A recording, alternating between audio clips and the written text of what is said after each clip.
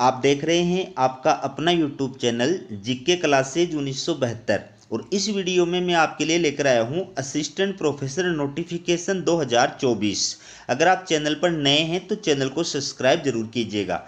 चलिए वीडियो की शुरुआत करते हैं। ये आप देखिए, rolling advertisement for recruitment of faculty postings. ठीक है, तो ये यूनिवर्सिटी के द्वारा संकाय पदों की भर्ती के लिए विज्ञापन जारी किया गया है। यूनिवर्सिटी का जो नाम है वो आपके सामने आप देख सकते हैं, मौलाना आज़ाद नेशनल इंस्टीट्यूट ऑफ टेक्नोलॉजी यानी MANIT भोपाल, इसके द्वारा ये विज्ञापन जारी किया है। तो इसमें ये जो यूनिवर्सिटी है उसने विशेषज्ञता के विशेष फील्ड्स के अंदर विशेष योग्यता रखने वाले जो अभ्यर्थी हैं उनके लिए ऑनलाइन आवेदन फॉर्म जो है वो आमंत्रित किए गए हैं।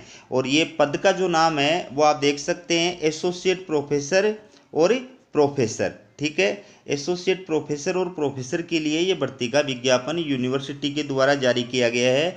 मैं आपको बता दूं कि ये परमानेंट पोस्ट हैं और इनका पे लेवल भी बहुत भयंकर है, बहुत भारी पे लेवल है। आप देख सकते हैं एंट्री पे 1,39,600 ये एसोसिएट प्रोफेसर का है और प्रोफेसर का जो एंट्री पे है वो 1,59,100 रुपये। ठीक है, तो ये परमानेंट पोस्ट हैं। अब इसके अंदर टोटल जो पोस्ट है एसोसिएट प्रोफेसर की टोटल जो वैकेंसीज है वो 9 हैं और प्रोफेसर की टोटल जो वैकेंसीज हैं वो 15 हैं। इनके अंदर अलग अलग कैटेगरी के लिए अलग अलग जो पोस्ट है वो निर्धारित की गई हैं, जो आप इस स्क्रीन के ऊपर देख सकते हैं। ठीक है, और ये पूरा जो विज्ञापन है इसके अंदर एलिजिबिलिटी क्या है और अन्य जो इंस्ट्रक्शन है वो क्या है, वो पूरी जानकारी वीडियो के अंदर आपको प्रदान करूंगा, तो आप पूरा वीडियो लास्ट तक देखिएगा। ठीक है, इसमें आप देख सकते हैं ये नोट है। इसमें पहला जो नोट है इसमें क्या कहा है, इसमें ये कहा है कि 2 पद जो हैं, कुल जो रिक्तियां हैं उनके अंदर 2 पद जो हैं बैकलॉग के सहित वो PWD के लिए आरक्षित हैं।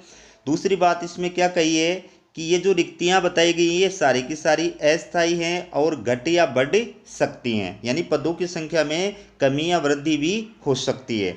तो इसमें ऑनलाइन जो आवेदन फॉर्म आमंत्रित किए गए हैं वो इंडियन सिटीजन्स यानी भारतीय नागरिकों के साथ साथ इसके अलावा भारत के जो विदेशी नागरिक हैं जो OCI कार्ड धारक हैं। ठीक है, जो OCI कार्ड धारक हैं ऐसे विदेशी नागरिक भी जो है इन पदों के लिए अप्लाई कर सकते हैं। इसके बाद देखिए ये आपके सामने टेबल है, तो ये एक रोलिंग विज्ञापन है। रोलिंग विज्ञापन का मतलब ये है कि ये पूरे वर्ष भर जो है इसके अंदर ये आवेदन की प्रक्रिया जो वो चलती रहती है और जिस विषय विशेष के अंदर पर्याप्त संख्या में आवेदन हो जाते हैं उसके इंटरव्यू जो है यूनिवर्सिटी के द्वारा आयोजित किए जाते हैं। फिर अगले चरण के अंदर आवेदन फॉर्म पर्याप्त होने पर अन्य विषय के लिए जो है इंटरव्यू आयोजित किए जाते हैं। इस प्रकार से ये प्रोसेस इसके अंदर चलता रहता है। तो ये पूरा कैलेंडर वर्ष दे रखा है, एक कैलेंडर वर्ष दे रखा है और इसके अंदर ये 4 क्वार्टर के अंदर पूरा कैलेंडर वर्ष विभाजित किया गया है। ठीक है, तो इसके अंदर रिमार्क भी आप इसमें देख सकते हैं, जो बात बताइए वही है इसके अंदर। अब देखिए एसेंशियल क्वालिफिकेशन, अनिवार्य जो योग्यता है वो इसके अंदर क्या बताई गई है। तो इसमें हालांकि अलग अलग सब्जेक्ट के लिए अलग अलग जो है योग्यताएं बताई गई है, मैं आपको सिर्फ बेसिक जो योग्यता है वो बता देता हूं। फॉर एग्जांपल अगर आप एसोसिएट प्रोफेसर के लिए अप्लाई करने जा रहे हैं तो इसके लिए जो योग्यताएं हैं वो पहली योग्यता है गुड एकेडमिक रिकॉर्ड के साथ में संबंधित विषय में या फिर संबद्ध विषय में आपके पास में PhD की डिग्री होनी चाहिए। दूसरी बात, संबंधित विषय में या संबद्ध विषय में आपके पास में मास्टर डिग्री होनी चाहिए, 55% मार्क्स उसमें कम से कम होने चाहिए। ठीक है, तीसरी बात, किसी विश्वविद्यालय कॉलेज या इंस्टीट्यूट के अंदर कम से कम 8 वर्ष का आपके पास में टीचिंग एक्सपीरियंस या रिसर्च एक्सपीरियंस होना चाहिए। ठीक है, और अगर आप प्रोफेसर के लिए अप्लाई करने जा रहे हैं तो ये जो है टीचिंग एक्सपीरियंस या रिसर्च एक्सपीरियंस ये 10 वर्ष का होना चाहिए।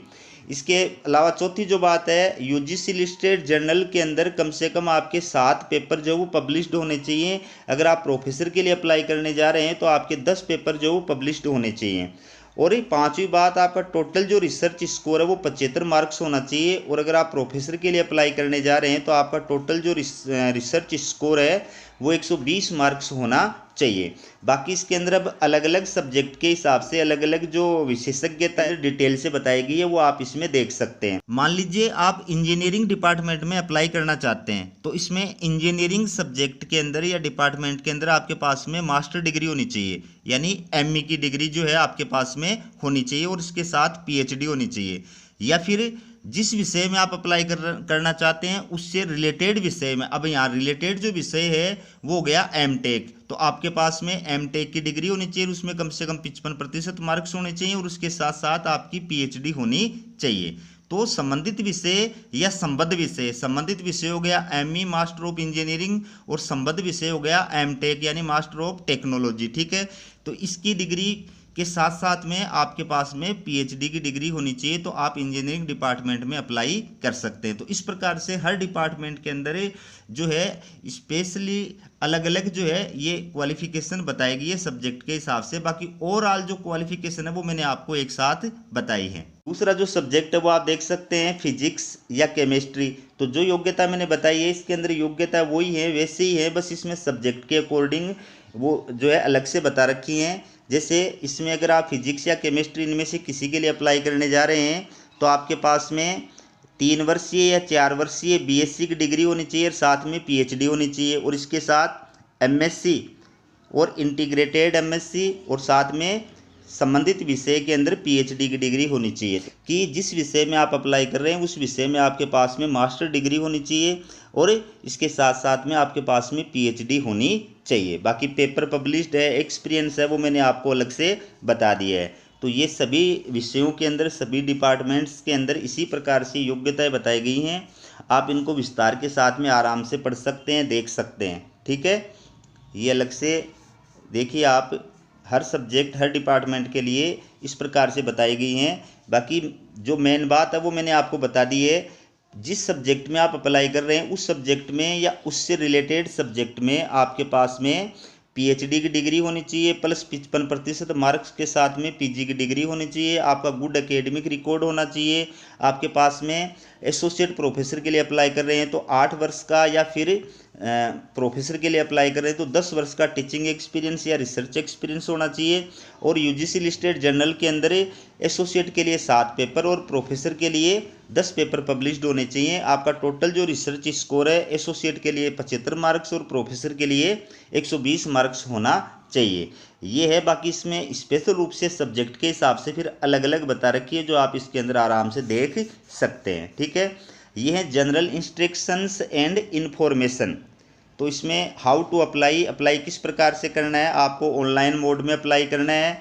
ये यूनिवर्सिटी की ऑफिशियल वेबसाइट है, इसी वेबसाइट पर आपको ऑनलाइन मोड के अंदर अप्लाई करना है। बाकी ये निर्देश है वो आप इसमें पढ़ सकते हैं। ठीक है, और इसके बाद में बात करें आपकी एप्लीकेशन फ़ीस की, तो ये देखिए आपकी एप्लीकेशन जो फ़ीस है ये 1500 रुपये तो है। किसके लिए? अनरिजर्व्ड और ओबीसी कैटेगरी। ठीक है, सामान्य और ओबीसी कैटेगरी के जो अभ्यर्थी हैं उनके लिए फ़ीस है 1500 रुपये। और जो अभी आपको बताया कि ओसीआई कार्ड धारक हैं, ओसीआई जो कार्ड होल्डर हैं उनके लिए फ़ीस है $60। ठीक है, बाकी एससी एसटी पीडब्ल्यूडी ये जो कैटेगरी और महिला अभ्यर्थी हैं इनके लिए कोई जो है एप्लीकेशन फ़ीस नहीं है, यानी इनके लिए पूरा फ्री है। ठीक है, इसके बाद आप ये निर्देश भी देख सकते हैं, इनको आराम से पढ़ लीजिए। ठीक है, ये जो आपकी फ़ीस है एप्लीकेशन फ़ीस है ये आपको वापस नहीं लौटाई जाएगी। अगली जो वैकेंसी उसमें एडजस्ट भी नहीं की जाएगी। अगर आप एक से अधिक पोस्ट के लिए एक से अधिक डिपार्टमेंट के अंदर अप्लाई कर रहे हैं तो आपको अलग अलग डिपार्टमेंट या अलग अलग पोस्ट के लिए सेपरेट अलग अलग आवेदन करना होगा और सेपरेट अलग अलग ही जो आपको एप्लीकेशन फ़ीस जमा करानी होगी। ठीक है, इसके बाद ये आप डिटेल जो है वैकेंसी डिटेल ये भी देख सकते हैं। Short listing and eligibility criteria, तो इसमें क्या किया जाएगा, अभ्यर्थियों का जो सिलेक्शन होगा वो इंटरव्यू के जरिए होगा और इंटरव्यू से पहले अभ्यर्थियों को शॉर्ट लिस्टेड किया जाएगा। ठीक है, तो शॉर्ट लिस्टेड जो है यूजीसी रूल्स 2018 के अकॉर्डिंग अभ्यर्थियों को किया जाएगा। ये टेबल जो दे रखी है 3, इस टेबल के अकॉर्डिंग अभ्यर्थियों को शॉर्ट लिस्टेड किया जाएगा, ये आप देख सकते हैं। तो ये जो तालिका दे रखी है इस तालिका के अकॉर्डिंग पहले यूनिवर्सिटी के द्वारा अभ्यर्थियों को शॉर्ट लिस्टेड किया जाएगा और फिर शॉर्ट लिस्टेड जो किए गए अभ्यर्थी हैं उनको इंटरव्यू के लिए कॉल किया जाएगा और इंटरव्यू बेस के आधार पर अभ्यर्थियों का इसमें चयन किया जाएगा। ठीक है, इसके बाद ये आप देखिए सिलेक्शन प्रोसेस। तो सिलेक्शन प्रोसेस मैंने आपको बता दिया इसके अंदर, फिर भी आप इसको एक बार जो है आराम से पढ़ लीजिए। ऐसे अभ्यर्थी जो आरक्षित कैटेगरी के अंदर अप्लाई करने जा रहे हैं उनको सक्षम अधिकारी के द्वारा जारी किया गया और वैलिड जो कास्ट सर्टिफिकेट है और वैलिड जो प्रोफोर्मा है उस प्रोफोर्मे के अंदर जो है आरक्षित कैटेगरी का जो प्रमाण पत्र है वो अपलोड करना होगा।